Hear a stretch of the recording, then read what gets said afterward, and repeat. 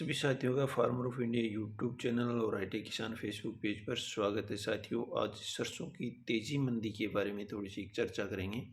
तो साथियों, सरसों का बाजार आजकल प्रतिदिन आगे पीछे हो रहा है। हालांकि तेजी मंदी सिर्फ 100-150 रुपए के आसपास ही रह रही है, लेकिन एक दिन तेजी आ जाती है, एक दिन मंदी आ जाती है।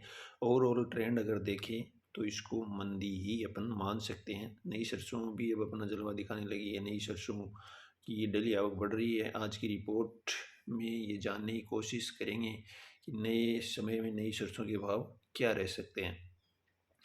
पाला पड़ने के कारण सरसों में नुकसान तो हुआ, लेकिन ये नुकसान कितना हुआ है अभी तक ये क्लियर नहीं हो पाया है। सरसों के जानकारों का मानना है कि राई जो है खराबे को लेकर वो अलग अलग बन रही है। कुछ लोग 50% तक नुकसान बता रहे हैं। कुछ लोगों का कहना है कि किसी भी सूरत में सरसों में नुकसान 25% से ज़्यादा नहीं हो सकता। कुछ लोगों का मानना है कि प्राकृतिक आपदा से हर साल इतना नुकसान होता ही है, तो इसमें कोई बड़ी बात नहीं है। तो लोगों से जिस तरह से बातचीत करते हैं उस हिसाब से सरसों के खराबे में प्रति खेत का औसत जो आ रहा है वो आ रहा है 60 से 80% के बीच में। हालांकि मैंने जिन जिन लोगों से बात की है उन्होंने अपने खेतों में नुकसान बताया। किसी ने 60%, किसी ने 70%, किसी ने 90%, किसी ने 95%। लेकिन ओवरऑल अगर देखें तो 60 से 80% के बीच के अंदर सरसों में खराबा बिल्कुल है।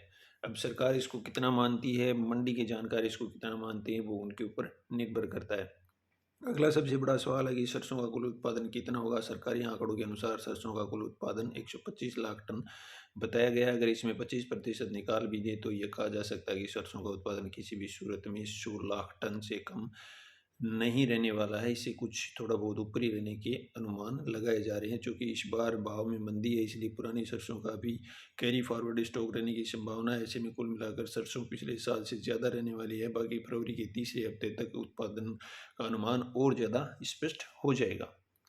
भाव कैसे रहेंगे तो किसान साथियों, भविष्य का भाव किसी को भी पता नहीं होता है। डिमांड और सप्लाई को देखकर थोड़ा बहुत ट्रेंड का अंदाज़ा लगाया जा सकता है, और अंदाज़ा सिर्फ अंदाज़ा ही होता है, इसको फिक्स नहीं मानना चाहिए। इसलिए सरसों, धान, गवार के मामले में थोड़ी सावधानी बरतनी चाहिए। बात सरसों की भाव की करें तो मौजूदा हालातों को देखते हुए ये कहा जा सकता है कि आने वाले समय में नई सरसों का दबाव और बनेगा और भाव में थोड़ी बहुत और कमजोरी आ सकती है। सीजन के टॉप समय के भाव एमएसपी यानी समर्थन मूल्य के आसपास रहने की पूरी संभावना है। किसान साथियों, मंगलवार का दिन सरसों के लिए किसानों के लिए मिला जुला रहा है। कहीं कहीं पर सरसों में 100 से 150 रुपये तक गिरावट देखने को मिली, तो कहीं पर 20 रुपये से लेकर 50 रुपये तक का सुधार भी देखने को मिला है। जयपुर में कंडीशन सरसों 42% लय 6200 के भाव चल रहे थे। भरतपुर मंडी में सरसों के भाव में बड़ी गिरावट देखने को मिली। सरसों के भाव 150 रुपये तक गिर गए हैं और अंतिम भाव 5731 रुपये प्रति क्विंटल रिपोर्ट किया गया। मुख्य मंडियों की बात करें तो चरखी दादरी मंडी में सरसों के भाव में 50 रुपये का सुधार हुआ है और 6100 रुपये प्रति क्विंटल तक पहुंच गया। वहीं रेवाड़ी मंडी में 42% कंडीशन सरसों के भाव 6080 रुपये के रहे हैं। सरसों की कुल आवक 1,25,000 बोरियों के आसपास चल रही है। प्लांटों की भाव की बात करें तो प्लांटों ने भी सरसों के भाव घटा दिए हैं। सलोनी प्लांट पर सरसों के भाव 75 रुपये तक गिर गए। टॉप भाव 6,675 रुपये के रहे हैं। इसके अलावा गोयल कोला गोट्टा प्लांट ने भी सरसों के अंतिम भाव 6,050 पर स्थिर रहे। आगरा बीपीओ शारदा प्लांट पर सरसों के भाव में 125 रुपये की गिरावट दर्ज हुई और भाव रहे 6,475 रुपये क्विंटल तक के। हाजिर मंडियों की बात करें तो हाजिर मंडियों के ताज़ा भाव में हरियाणा की आदमपुर मंडी में सरसों के भाव 5,780 रुपये रहे। एलनाबाद मंडी में सरसों के भाव 5,700 रुपये रहे। सिरसा मंडी में सरसों के भाव 5,822 रुपये प्रति क्विंटल रहे। राजस्थान की रावतसर मंडी में सरसों के भाव रहे 5,804 रुपये और संगरिया मंडी में सरसों के भाव रहे 5,270 रुपये। श्री विजयनगर मंडी में सरसों के भाव रहे 5,851 रुपये।